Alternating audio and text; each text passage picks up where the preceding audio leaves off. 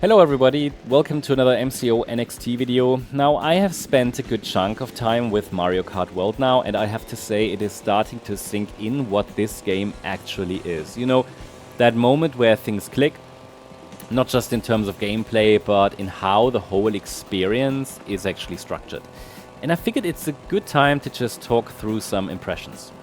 Not a final review, but more like where am I with this game right now and what's starting to stand out. Now, one thing is for sure, to me this is probably the most intense Mario Kart has ever felt. And I don't say that lightly. The 24-player races are absolute chaos, but fun. It's not random chaos. There's actually strategy in how you manage it.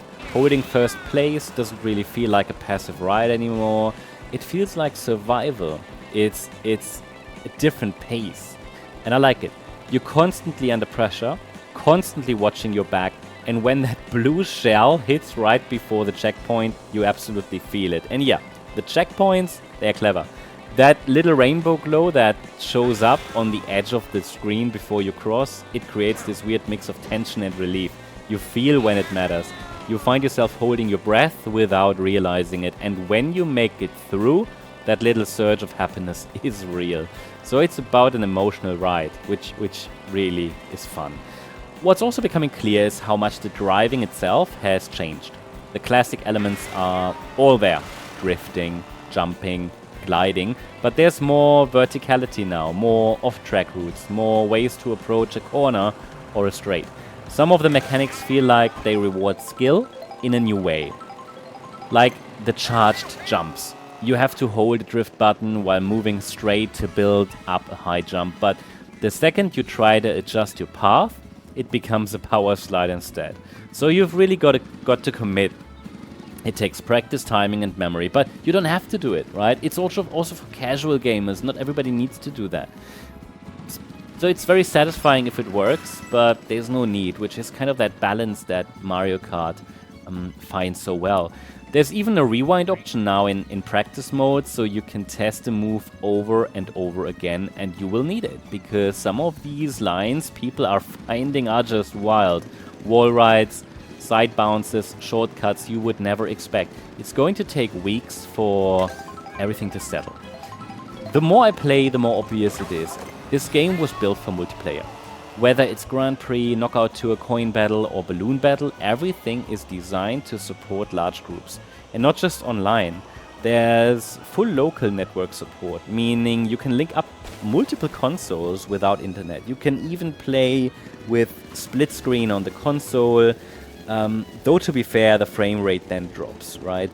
I think from 60 to 30 FPS when you do that. So it's totally playable, but you feel it when you're steering.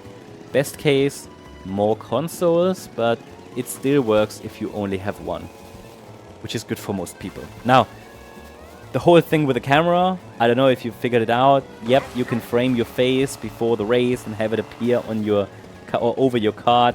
It's, I don't know, I'm not sold on it yet. Could be fun in some settings, could be annoying in others. I don't know. Let's see how it develops. I don't need it. But the multiplayer experience overall is quite polished. The voting system is really cool. Communication is simple, using quick text chat, and there's just something about being in a race with 23 other people and hearing everybody react when someone drops a lightning bolt. It creates a kind of energy I haven't felt in Mario Kart before.